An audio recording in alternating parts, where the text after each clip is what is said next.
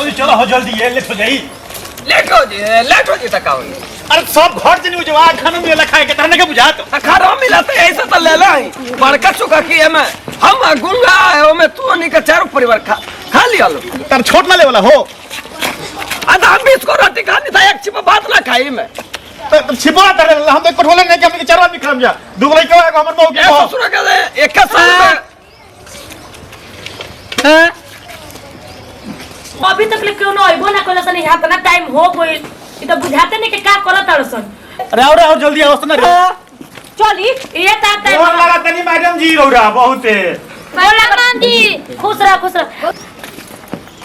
अरे दूंगा खुश रह अरे बाबूजी के लुकुलन हो अरे पीछे तो बोलने का क्या लगलन हो तो बुला के लिया ई ओढ़ा रह के पीछे ले तो मिलबो ना करी अभी हम बैठी अंदर ये चलो जल्दी से बुला के लिया अरे आए ना बाबूजी और छोड़ा दूंगा क्या अब वो लेट खइयो हमनी का फोन खा बैठा आए मैडम जी का मरद नहीं कॉल कर मैडम जी चिरकुटवा को हम का कही ओ बाबूजी हो हमनी के ना पूरा गांव के वो बाबूजी का हरान अरे ना हो पूरे गांव फरक है नहीं केहू के बाबा होन केहू के दादा होन केहू के चाचा होन केहू के मौसा होन केहू के फूफा होन पूरा गांव के नहीं लगलो पूरा गांव के नहीं लगतो चाचा और काका और दादा कहां बाऊ क्या मेरा उस पार है मेरे को दिल बेकरार है मैडम जी प्रणाम ए बाबूजी का शिक्षा फस गला छुटका रहला का हाथ लेट कर दलो ना बेटा गुलाम बरेस्टर तो बतियावे लगने तो पूछलन कहां जाता तो कहने कि जाते कॉलेज में ए जीरो हे जा जी बाबूजी के आगे बैठे दी मैडम जी के लगावा ना मी हे जा बनना बाबू हे बहो अरे तू लेट आइबो हे बैठा बोल अरे हाय का नहीं बना चाला के खिचड़िया ना मिली का अरे साला ई तक के वो लेके इथि कठवते आ गइल बउए आ चाउरे में और आइए गुल बटील साहब ले फोन कर हाय ए बाबूजी अरे तू बैठा बैठा आए तो चल लग तो बैठे के कहा तनी बढ़िया ले हाजिरी बनी ना सब कोई आ गइल ना हां चिरकुट कुमारी भाग मैडम एगो सॉरी सगरे बोले कि मैं कुमारी नहीं मेरे बाल बच्चा है तो बाल बच्चा तो हाजिरी बोल के कहा जब तक तो तुम मेरे को कुमारी कैसे बोलती मैडम मेरा पतो है मेरे लड़के ये लड़की है अच्छा हाँ चलो बैठ आई पड़ा मेरे को कुमारी मत बोलिए गुंगा कुमार अरे गुंगा ने क्या हो मैडम अरे बोली जी जल्दी से हाजिरी आई वो बैठे हाय अच्छा और गेहूं लेवे खातिर खाए खातिर आके चलबा चल हे बैठ चल हे बैठ बुझाते ने कि कसम आई बड़सन हम लेके घूम जाता रहा हमारा और ये मत आओ ना तो तू छोड़ी खा ले चल बैठ बड़वा कुमार जी मैडम बैठा खेखरिया देवी जी मैडम लकड़ी कुमार यस मैम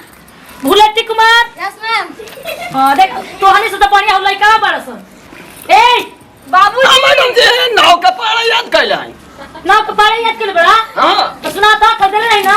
याद कर ले पूरा एकदम 3 बजे भोरिया तक याद करनी है ऊपर टंगारी क के मुड़ी नीचे क के लेकिन सुनावत है मैडम चल सुना बैठी सुनावत है 9 कम 9 9 दुनिया 18 9 तिया 27 9 कम 9 9 दुनी 9 9 तिया 9 9 चौके 9 9 पचे 9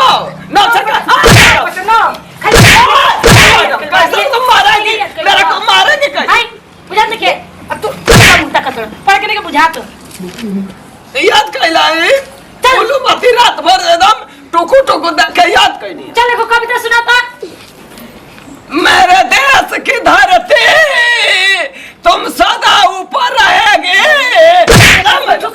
कुछ के लूट नहीं के चल ए जी कोई ने बाबूजी से सुनाओगे बाबूजी कहां हो ओनिया कहा जात रहा हे जा बैठल बनी हम हे ना देखे होने घर बैठत रहा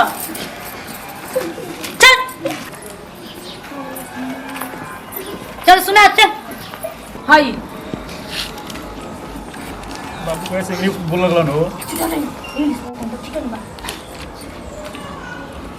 मैडम जी नहीं आवता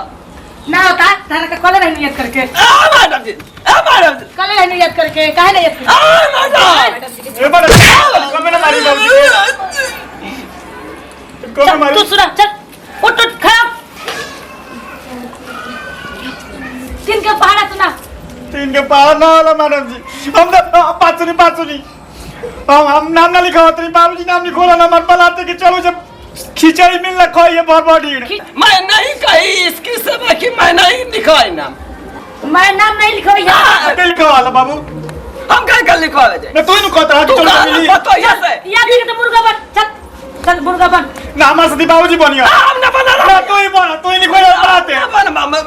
हम मैडम जी सुनिए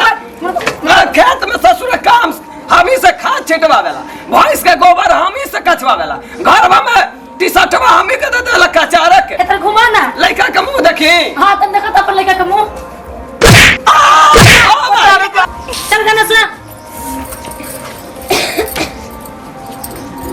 बाबूजी बाबूजी सुना दो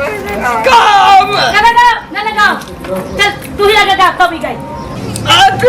ये बड़ा बाबूजी कल तो हम याद को क्या आई मैं टी-शर्ट में मैं नहीं गाएगी मेरे को लाज आती है ला जाओ बाबूजी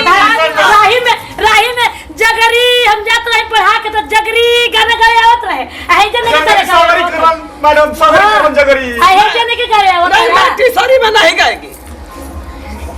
कोई बात करवा दे ना मैडम टी-शर्ट में नहीं गाएगी बोल रही है ना जाम छोड़ा दे जाम ट्यूशन का है बाबूजी 300 मैं टी-शर्ट मैडम गाय में मैं चल गा चल जाइए रहिए मैं बैठा गई तो मार के इधर से कपड़ा फोड़ दे चिंता ना ऊपर मैडम अरे कचरा नैना कचरा रे नैना तो नैना हां गाई बोले अच्छा लगता बजाओ तो मैडम मारम मत हम ना जानते क्या बाबूजी दे घर के सामने में घर बनाएगी अखियों से मैं गोली चलाएगी बाजारे के कहता तो गाना सुना के सुन ना तो बाबू करे बड़ा पढ़िए के कौन को हरु बाबा ये गो बाबा याद करता नहीं अभी अरे अटक के ना बाबूजी के बाप रे मारे अटक सोचा है यार लगावत है ध्यान मैं अटकल बा गलत है मैडम चल बैठ तेरे सामने तू मेरे सामने घर बनाएगी तूने मेरे हमारे सामने घर बनेगा मैडम गाओ गाना ही गाना मैं बुढ़िया को मैं सुनाती थी बहुत पहले हां चलो बैठ ए उठ चल गाना गा कौन गाई बाबूजी गाना हमारा हैं कौन गाना गाई रतिया में सिखाई जा रही हुआ जोर चाप के गई बात करवा दे ना गाओ दिन बाबूजी सिखले बोने वो गाओ तो नहीं होएगा ना चाप बेटा चाप बाबूजी हम ना आई पड़े जब मैडम बड़ा मारेली अब केकरा के लगे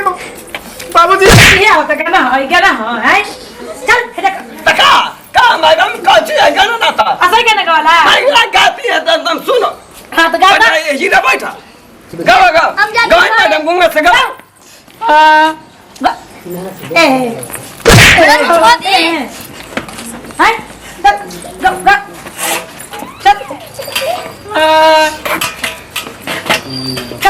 चल गवाई मैडम गावा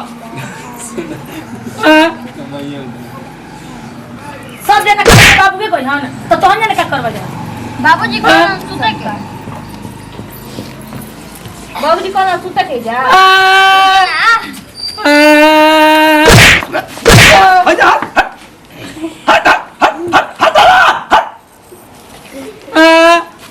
हो जा आगे बैठी है जा हो जा से जा काहे मुद्दा का तोड़ा बोला कोई चरवाहिया में के चरवाहिया में तो मार लगा बच्ची खो दिबा चल मुर्गा बट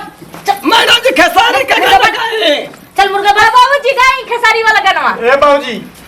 मैं खेसारी का गाना गाती है गाना के मैं पहले कहती है तुमसे कि एक मेरे से गाना गवाई ए बाबूजी मुर्गा बनी हो मुर्गा भात चाप चाप के खाइल हाँ तो ये वैसे एगो छोरा था एगो एकदम पूरा लादारी चाप के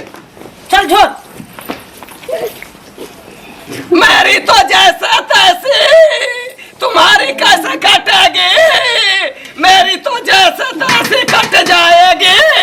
जी बाबूजी। अरे जी बाबा क्या कर गई हो चल मुर्गा बन ये तब बुझा तो नहीं ये अरे कसम खाई जल्दी बाबूजी को भाई क्या ए मैडम कैसे मारल हुआ? नहीं कैसे बन ए मैडम मारी मत ए अरे मैडम ने मार लगियो नो नहीं जल्दी कैसे नहीं मैडम जी मत मारो तारा कोई गलत है। अब जाए तो मैडम ने मार लगियो तो अच्छा इससे तो ऐसे गाना गाओ तड़ा ये कौन गाना गाओ तो बता रहा मैं तो लोकतंत्र गाना गाई। लोकतंत्र गाना गाओ तड़ा हैं मुर्गा पानी बेटा चाप के खाई हम ना कहीं बहुत शुरू भर जाए। चल बाबूजी तेरे मुर्गा बना ले चल क्या मुर्गा पानी? तू हम मैडम जी मुर्गा हम ना कटाए। मेरे को तुम काटेंगे कैसे? चल हम माने की बात है यार। मैं चिरकुट है मैं नहीं मानेगी। मैडम एकदम आरामी है लतखोर बेशरम न लग बेसुर कहेंगे का फास्ट तुम अब मेरे को मारेगी कैसे? मेरे को छू के दिखाएंगे। बताइए कैसे मारे हम रुको बैठो हो जा बैठो। चल मुर्गा बन सुने क्या कहता तारा पैदाइशी का कसम खाई धरती माँ कसम तू हमारे लेके आवानू हम हमारे पता ही है नू। हां अबे सच नहीं के बाबूजी में सच नहीं के ना सच कब से मारा भी आऊंगा। बाबूजी अपन में को तो मार दे ई तो दम कपरवाई को दलो सना हमारा के दम मार दे हमारे का पूरा परिवार लसार के चाप के मार के 9-2-11। हां ठीक है कहता बाबूजी मैडम जी आई एगो तारा गोल लगा के चाहता हम चल लाग गोल इतनी तुम मेरे को शिक्षा दे कि मैं इंटर रैंक पास हो जाऊं। बाबूजी दुबई से लौट के आजिए ना घर है यहाँ था अब मैं 3 रैंक पूरे रैंक स्टार रैंक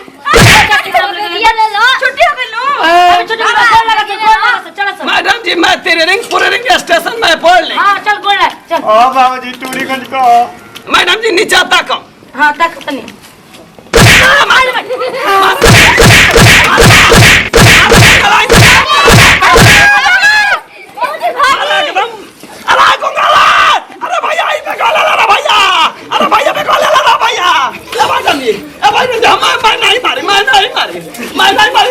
गोल कर दो हां हर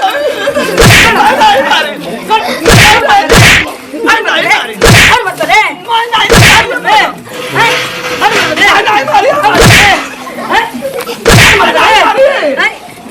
हर